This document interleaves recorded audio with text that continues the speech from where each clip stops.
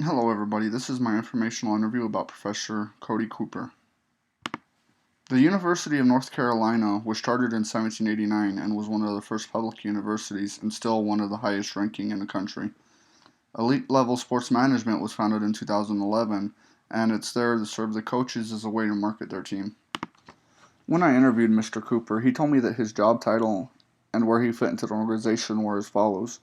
He's the CEO and founder of Elite Level Sports Marketing, in which he's there to motivate his people, bring in sponsorships, and communicate with teams, as well as a professor at the University of North Carolina for Sports Marketing and Management, where he helps the students get their education.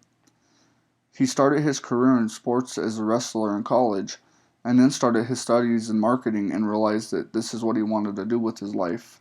He furthered his education until he received his doctorate from the Indiana University of Bloomington. From there, he started teaching and found a home at the University of North Carolina. He then started ELSM to help coaches promote their programs and act as an advertisement and media gateway to better promote their teams.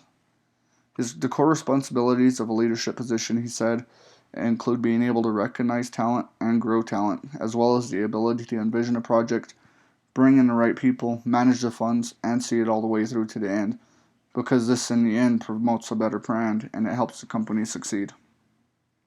When I asked Mr. Cooper, what do you consider the most important qualities for a supervisor in today's business world, he said the most important part for him is the ability to connect to his employees and realize how he can best communicate with them. He stated that each employee has their own way of being managed and it takes a good manager to cater to each. One woman in his company, he said, can be handed a project and she'll go off and do everything on her own, while others ask a lot of questions and need closer management. The ability to do this helps the company as a whole overcome so many obstacles, and it makes the supervisor stand out so much more. The next question I asked Mr. Cooper was, what do you consider the most important qualities for a supervisor? He said being able to motivate team members is always the biggest quality. Each manager has the ability to effectively communicate what he or she wants and how the team should work together. Being able to prioritize is another huge quality, which helps a supervisor get the best out of his or her employees for the project. The next question I had for Mr. Cooper was how he motivated his team. He said letting them know they are part of a bigger plan. Each individual is different, so you have to motivate them in their own ways, but letting them know when they are doing good and motivating them to be part of the company's success makes them happier. And happier employees are better employees. He said it takes time to weed out the bad employees and get to know exactly what you want, but after you do, your company will be much better off for it. The next question I asked him is, how do you motivate your team's employees?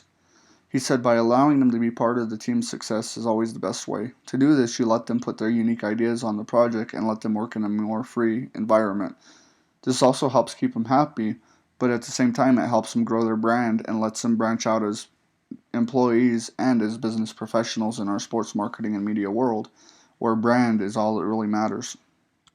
When I asked him what special advice he would give to someone entering the field, he said the best advice is to go out and volunteer and intern. You will gain so much experience by doing this, as well as grow your personal brand. Once people get to know your brand, they are more willing to help you out down the road, and they will vouch for your work. This also helps you network, he said, which is important for any professional in our field of sports marketing as it opens up more connections.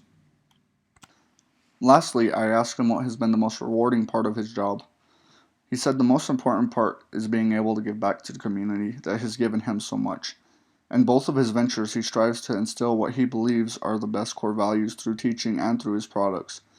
To know this, he said, makes his time much more worthwhile and gives him a specific career goal that he hopes to achieve. What I've learned today is that sports marketing and media is a very busy field as well as a very competitive field. It takes a lot of hard work to get to the top, as well as a lot of time to grow your brand.